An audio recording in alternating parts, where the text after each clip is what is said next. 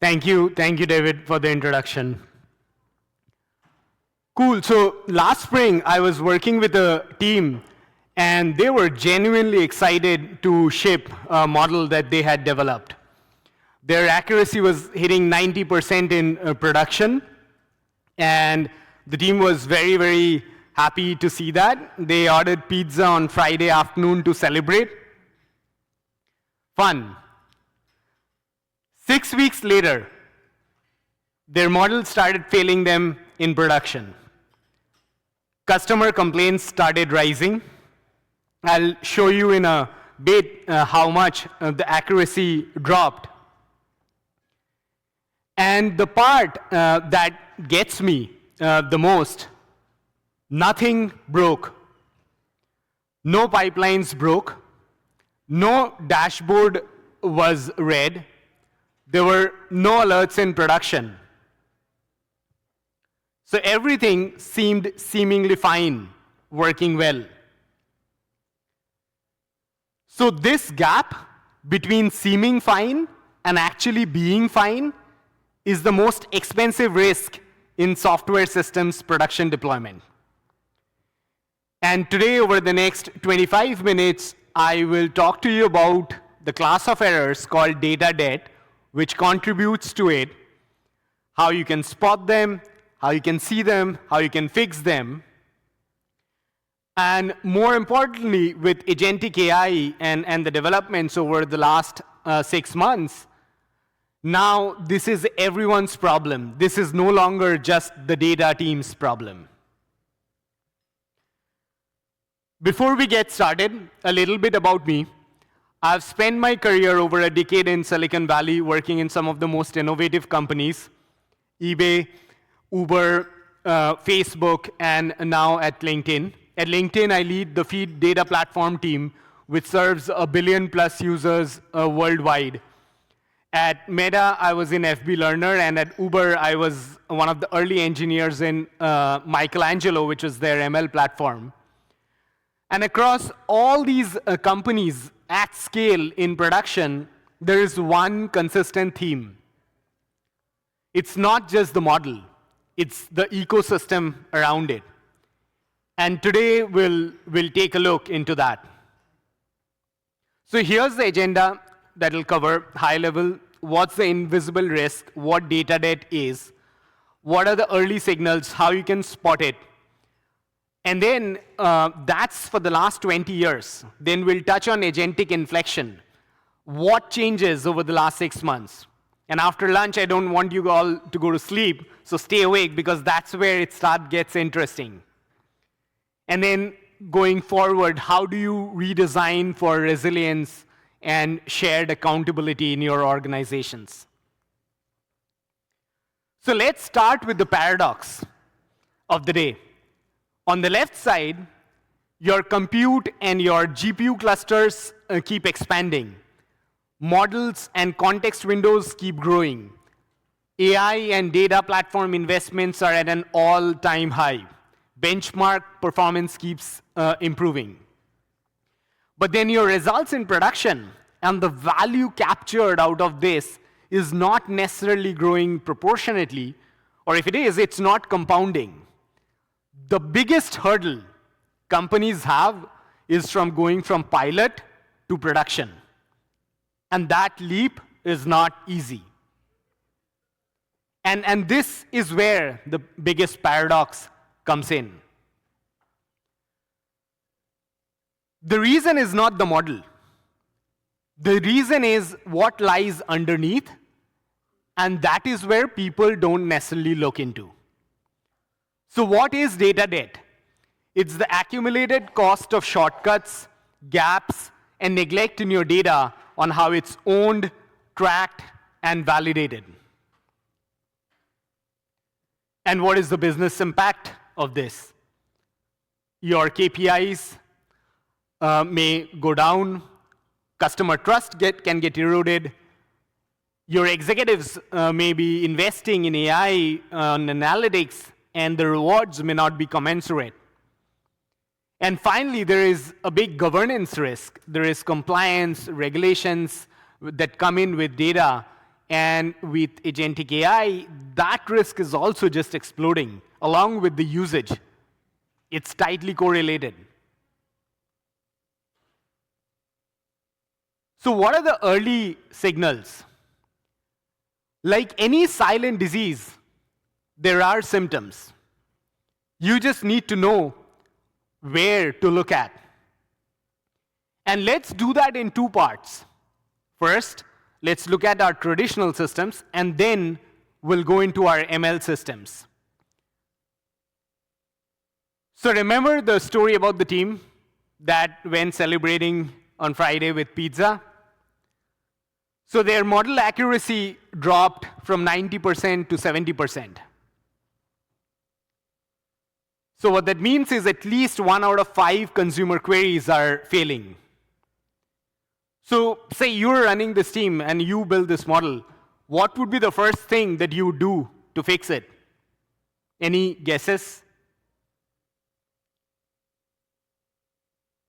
Anyone? Great. So one gentleman from the audience retraining the model. That's the intuitive first step, right? But think about it. Retraining today, if you have a complex LLM, that's the costliest step. It can take up 2 weeks. It'll take the most compute cost. And also, say you train for 2 weeks, then what happens in production, like you can't wait for consumers to complain, right?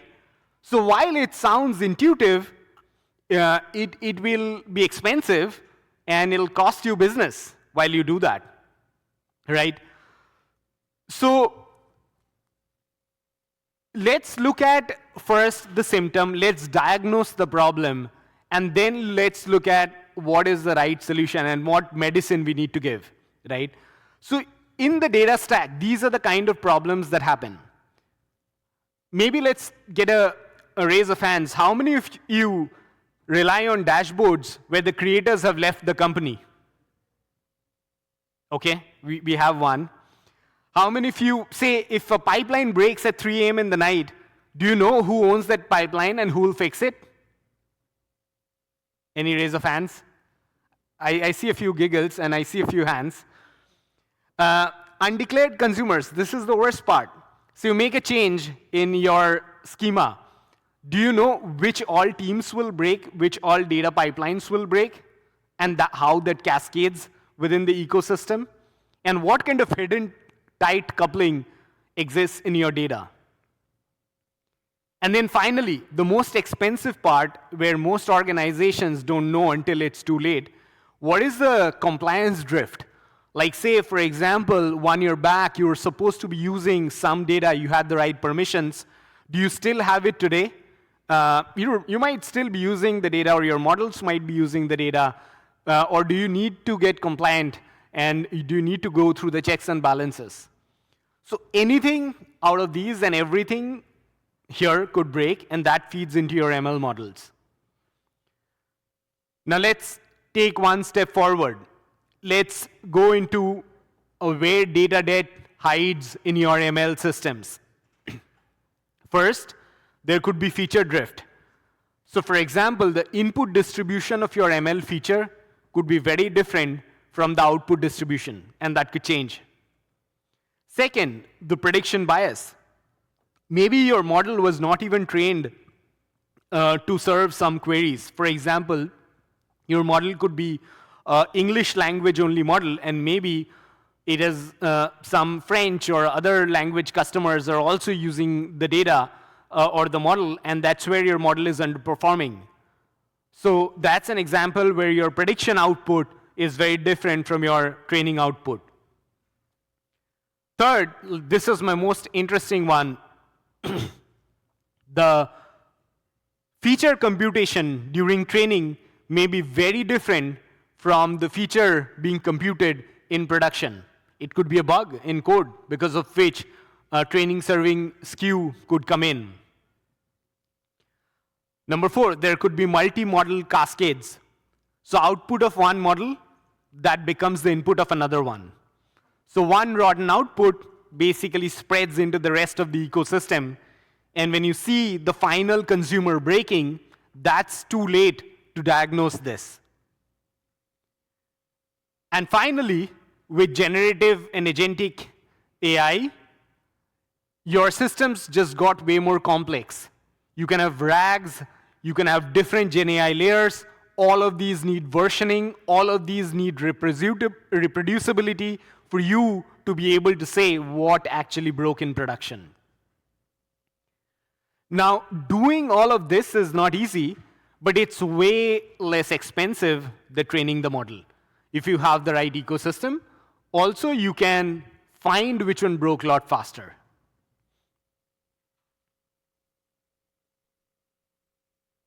This is where the story changes now.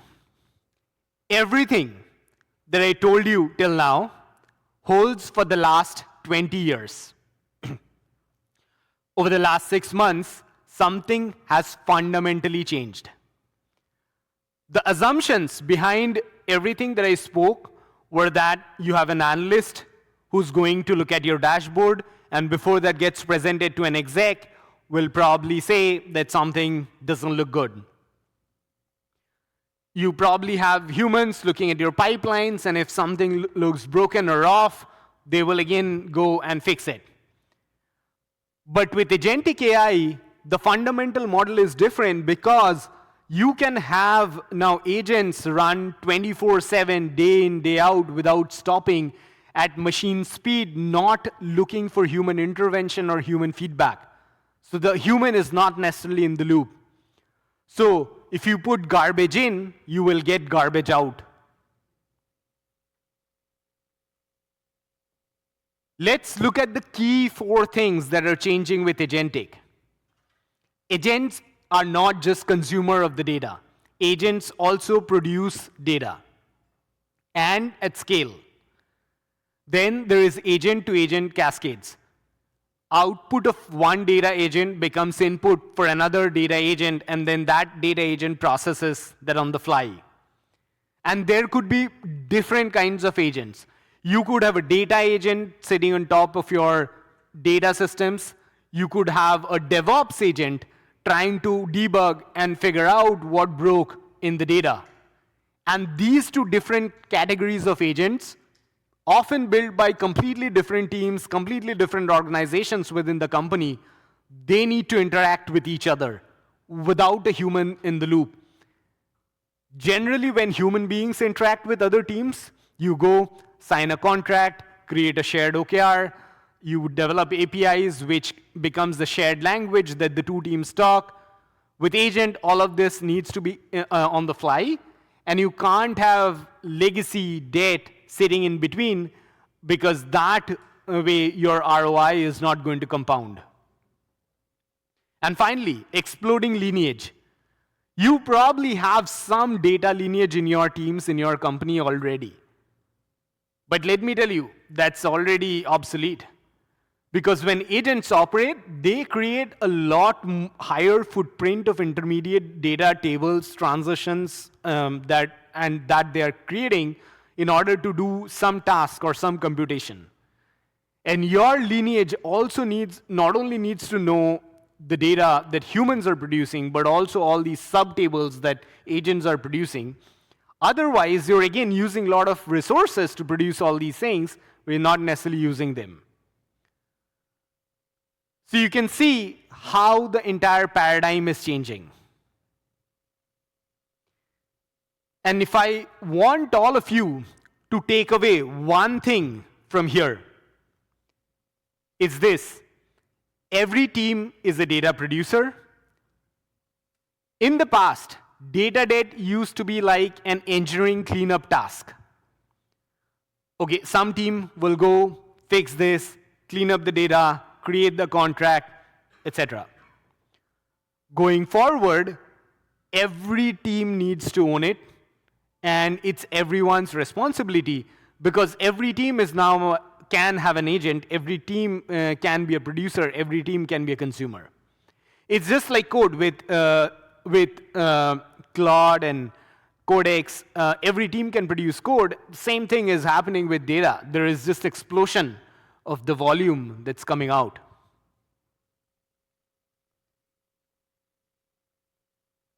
Cool, then what does the new paradigm and what does redesigning for resilience look like?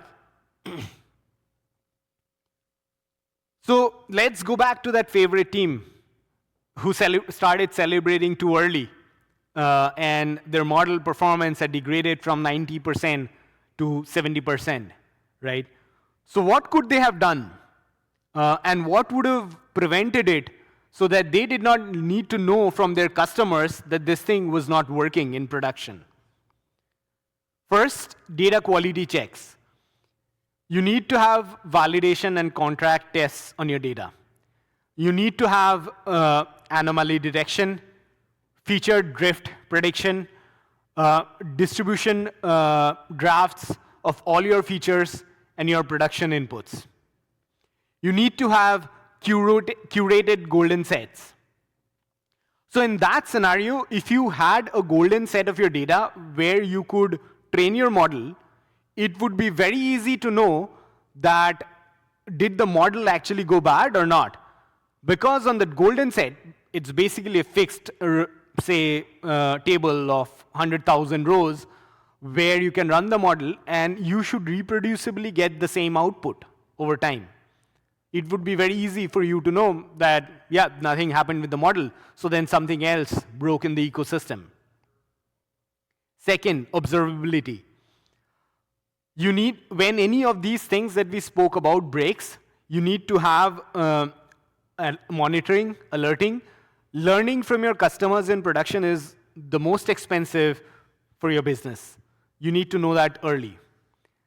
And the third, which is ownership. This is the cheapest, but needs the maximum mindset shift. Every data set needs to be owned. It either needs to be owned by a human or by an agent, and every data set needs to have the right permissions. You don't want 3 AM mysteries where you're trying to figure out who owns this and whose problem is this. So, what does governance look like for the agentic era? And this is in the world where agents are producing and consuming data. So data contracts. Every table needs to have strict, explicitly produced contracts.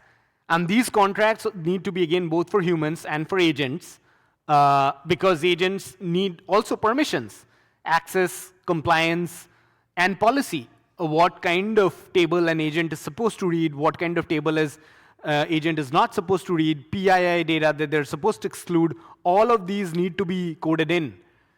Because when your policy or your GDPR or your compliance, when that lives in a wiki, an agent is not going to be able to follow it. It needs to live along with the code and be part of the code for the agent to be able to do it in real time. And then lineage, observability, and evaluation. Every time you change code with the agent, you need to know reproducibly whether the agent quality is going down or not. You can think of this like unit tests that you have in regular code. You need to have evals checked in so that you can always test your agent forward to figure out whether the agent is working well or not. So these are the holistic set of changes, and if you don't do this, your organization won't be set up for all AI investments. You can have the best model, but you're just not going to reap the full rewards of what that model can do because the ecosystem around it won't support you. And who owns this? So this is a shared accountability of both the engineering teams and the data teams and leadership as well. Because if you don't have this culture come in top down, it's going to be very hard. So finally, 5 things that you can take away to do on Monday. Treat it as governance, instrument all your signals, contract every producer, align your tech and your business, and then most importantly, as leaders in your organizations, reward reliability work.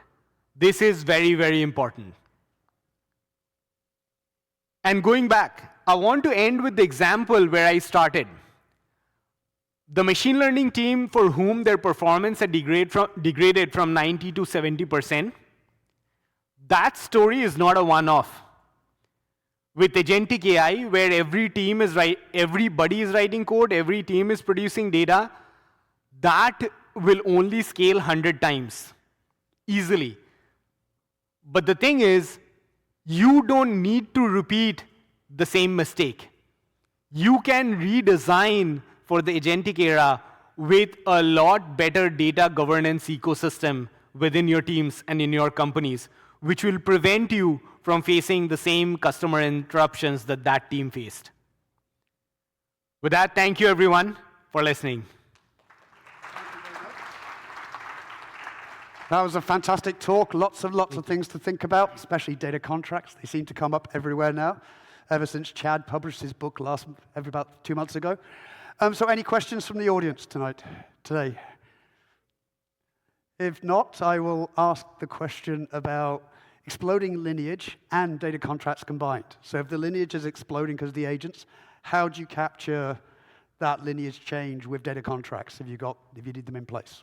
Yeah, absolutely. Fantastic question. So first of all, just to recap, where does exploding lineage come in? Say you have created an agent and you've given them a task to compute some value for a model, right? So the agent will create intermediary tables.